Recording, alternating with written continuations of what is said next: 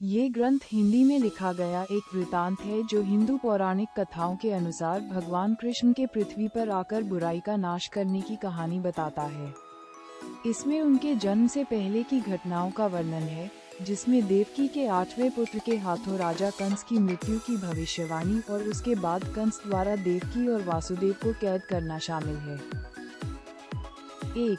भगवान विष्णु ने पृथ्वी को पापों से मुक्त करने के लिए कृष्ण के रूप में जन्म लेने का वचन दिया था। 2. राजा उग्रसेन के पुत्र कंस को एक भविष्यवाणी द्वारा चेतावनी दी गई थी कि देवकी का 8वां पुत्र उसका हत्यारा होगा। 3. कंस ने वासुदेव और देवकी को कैद कर लिया और उनके पहले 6 बच्चों को मार डाला। और 4. शेषनाग 7वें गर्भ धारण बलराम के जन्म के लिए देवकी के गर्भ में प्रवेश किया। अनुवाद। पृथ्वी पर कृष्ण का आगमन। ये द्वापर युग की बात है। एक बार पृथ्वी पर पाप और बुरे कर्म बहुत बढ़ गए थे। सभी देवता चिंतित हो गए।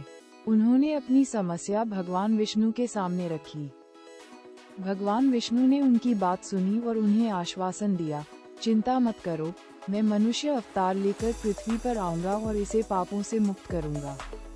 मेरे अवतार लेने से पहले कश्यप मुनि मथुरा के यदुकुल में जन्म लेंगे और वासुदेव के नाम से जाने जाएंगे। उनकी दूसरी पत्नी के गर्भ से मेरे वाहन शेषनाग बलराम के रूप में जन्म लेंगे और उनकी पहली पत्नी देवकी के गर्भ से मैं कृष्ण के रूप में जन्म लूंगा। कुरुक्षेत्र के मैदान में मैं पापी क्षत्रियों का नाश करूंगा और पृथ्वी को पापों के बोझ से मुक्त करूंगा। वह समय भी शीघ्र ही आ गया।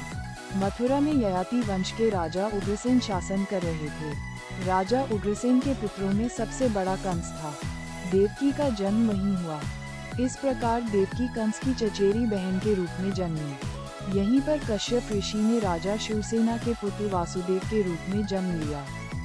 बाद में देवकी का विवाह वासुदेव से संपन्न हुआ।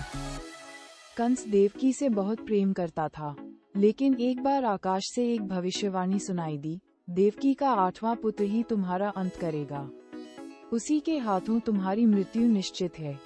उस दिन से कंस देवकी को मारने के लिए दृढ़ संकल्पित हो गया। इस घटना के कारण चारों ओर आक्रोश फैल गया। कई योद्धा वासुदेव का समर्थन करने के लिए तैयार थे, लेकिन वासुदेव युद्ध नहीं चाहते थे। उन्होंने कंस को आश्वासन दिया, देवकी की संतान के जन्म लेते ही मैं उसे तुम्हें सौंप दूंगा। वासुदेव ने झूठ नहीं बोला था। कंस ने उनकी बातों पर भरोसा किया। उनके समझाने पर कंस का क्रोध शांत हो गया, लेकिन उसने वासुदेव और देवकी को जेल में डाल दिया और उन पर कड़ी निगरानी रखी। देवकी के प्रथम पुत्र को जन्म देते ही वासुदेव ने उसे कंस के हवाले कर दिया। कंस ने उसकी हत्या कर दी। इस प्रकार उसने देवकी के 6 पुत्रों की हत्या कर दी। जब देवकी 7वीं बार गर्भवती हुई, तो शेषनाग गर्भ धारण किए उसके गर्भ में प्रवेश कर गया।